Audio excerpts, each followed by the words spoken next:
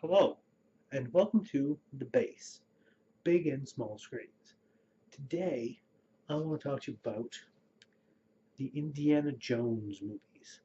Now, some of you aren't going to like this, because I'm not simply talking about Indiana Jones and Raiders of the Lost Ark, Indiana Jones and the Temple of Doom, and Indiana Jones and the Last Crusade. I'm also going to talk about Indiana Jones and the Kingdom of the Crystal Skull. And I know a lot of you don't like this movie.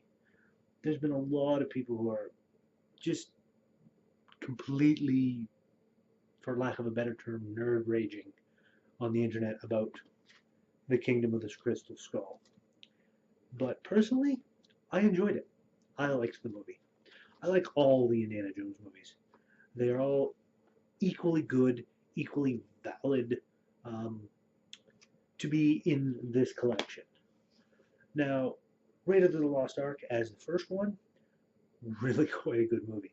Uh, Old school pulp fantasy in a way. It really reaches back to the days. You've got an archaeologist professor fighting Nazis, trying to find the lost Ark of the Covenant. There's mystery. There's puzzles for him to solve. I mean, it's no um, it's no mystery, I guess you could say, why Nathan Drake from the Uncharted series was kind of based off of Indiana Jones.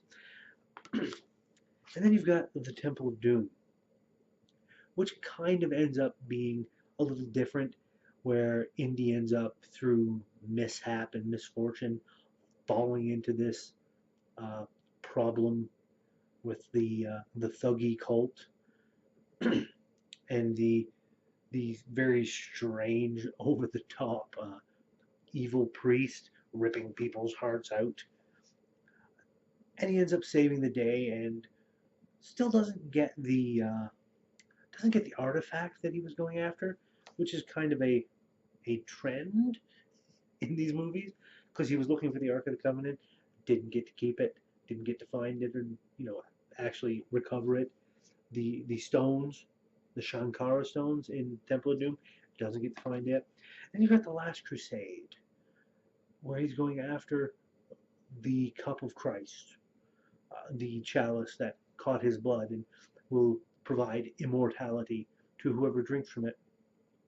Doesn't get to keep that either. But these three movies are what so many consider to be the core trilogy. They're like the only trilogy. They don't even go for this anymore. They don't like it. They didn't when it came out, and I don't know why. Because for all of the over the top antics that happen in these three movies, for all of the strangeness and the weirdness and such that has gone on with Indiana Jones through these three movies, this doesn't really do anything different. It's the same stuff. Granted, they kind of do things a little differently with the crystal skull being from pan-dimensional aliens or beings of sorts, kind of UFOs and spaceships. In a way, there's some of that involved in this, almost sci-fi elements. But really, is having pan-dimensional aliens and spaceships any different from immortal knights guarding the cup of Jesus Christ? Uh, a dude who rips hearts out of people and they're still alive. Then he lowers them into lava and the heart bursts into flames in his hand. Or opening up the Ark of the Covenant and having it melt people's faces off because of ghosts. Are they really that different? I don't think so. And some people say that Shia the Beef, whatever you want to pronounce his name, I'm not sure. I think it's Shia LaBeouf. Le, LaBeouf. They didn't like him in it. I've seen some of the movies he's been in. He's an all right actor. From what I've seen, I haven't disliked him. I didn't dislike him in this. I mean, granted, he's a bit of a he kind of acts like a bit of a douche in this. I guess you could say douche nozzle, perhaps. Um, Kate Blanchett. I think that's Kate Blanchett. Oh, drop it on the floor. I'll be all right. I believe that's Kate Blanchett, isn't it? Yep, Kate Blanchett as the Russian chick. She is suitably evil. Um, Certainly no different than any of the other evil guys that you've had in here. Uh, the return of what's her name here? Karen Allen, I believe, as a love interest from the first movie. That was quite a nice touch. All in all, a good movie.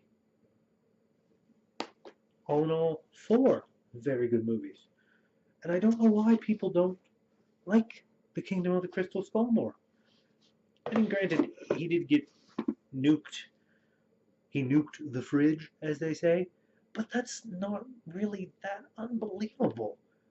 Not compared to all the other stuff that's happened in these.